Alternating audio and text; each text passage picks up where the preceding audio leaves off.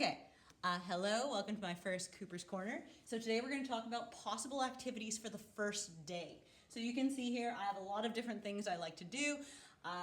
Basic order, but then I sort of go with the flow, see what fits.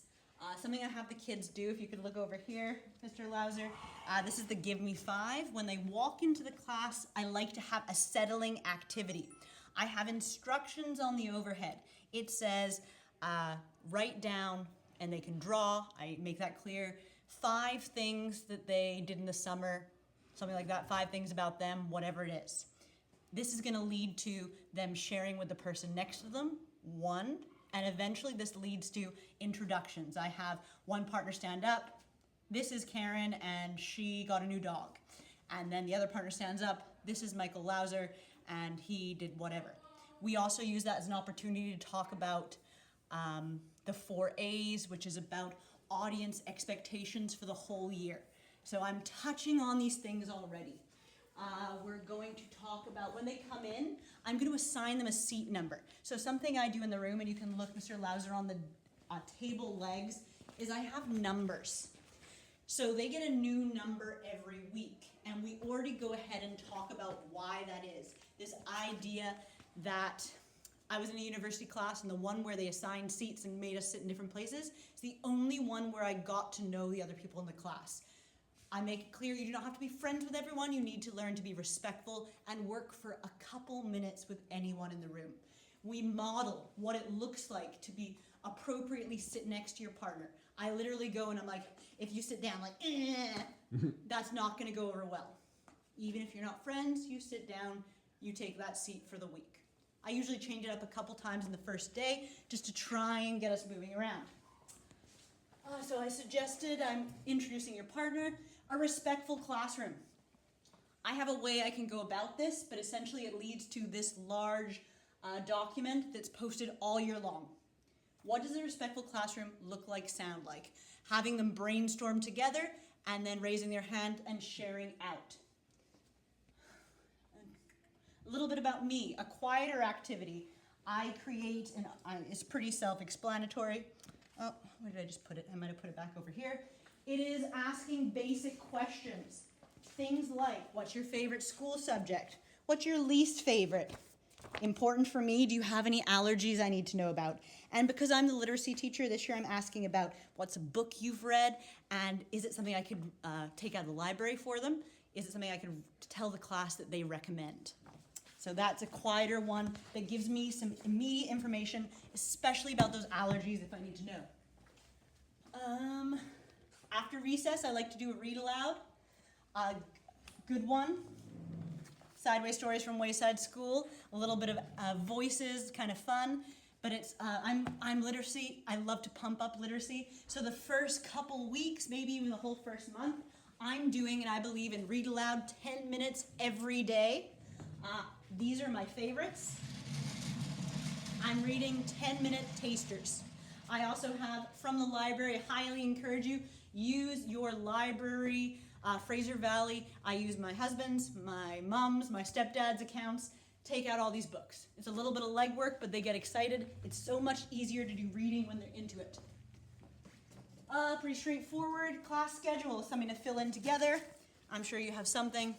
Looks like this, needs to be discussed. They want to know how are their days going to look? How is that going to work? Something we will do as well, organize our binders, dividers. If they don't have them yet, say la vie, we'll do that later. I usually buy extra dividers with Remedy. It'll make your life easier. We go over the career ed outcomes. I really focus on my goals for them, not being so much academic, but being more about good people, preparing them for their futures. We talk about, I want to hire employees who don't follow directions, said no boss ever. We talk about, I love this comic I share, for a fair selection, everybody has to take the same exam, please climb that tree. They're old enough to understand that different people in the class might need to be treated differently. My goal is to make everyone successful and just really blatantly addressing that. My career ed comes always, they're from the MyEd. They focus on the being respectful. the behaviors, those kind of things that I want to see. Talking about recess and lunch expectations. Silent read. We could already, I'll do this with my other class as well. Same kind of thing. What does silent reading look like, sound like? Being explicit. If we give those explicit expectations, we are more likely to see and get what we want. Really upfront, front loading. Talk a little bit about school expectations, the cell phone policy, any other housekeeping. I could start them on doing an art folder. End of the day expectations, what do I expect there? Head outside. This is something that's really nice. And if you're a new teacher, it's a little bit harder, but every year in June, or the grade 7 year from me, because I'm 6'7", I have students write letters. So I have letters from last year, as well as from a few years ago, and I hand them out to the grade 6s, and they are saying things like, they've been in the Briscoe Cooper pod. This is how you can be successful in their pod. This is how you can be successful in middle school. I have them take one, read it, they get all excited because it's from a real grade 8 or whatever student, past student, and then share what's something you took away from that. Time capsule letter, especially if you're in the grade 6, 7 year, this is a fun one. Very simple. I have envelopes. I hand out a piece of lined paper. I say, okay, I'm gonna take this letter away. I'm gonna give it back to you in the June of your grade 7 year. Write about how you're feeling about middle school now. What are you excited about? What do you hope is gonna happen? Any of those things, it's a fun little thing for them to put away, get excited about, and then receive back in a couple years. Paper bags. I have a paper bag. In there I have a few things about myself. I have a dog toy, talk about that. I talk about something my husband gave me. I talk about him. My ticket to a soccer game, talk about my English heritage, sunscreen, talk about my love of the beach, and health, sun health. And then that's 4. I think I also talk about I have a teddy bear, something like that. You choose. That's me sharing about Miss Cooper. I give them each a bag. Their homework is to bring small things that fit in the bag. And then again, this becomes a small presentation opportunity. We're revisiting those 4 A's I talked about earlier. I didn't really say what they were explicitly. There's something, again, I did in university. I want my audience to allow, they're silent, they're letting the speaker speak. Attend, that one they can fake, they're paying attention. Appreciate, smile, and applause. So we're touching on these expectations that I will continue to touch on for the next 2 years. A letter to your students. This is a new one to me, recommended by Adrian Gear.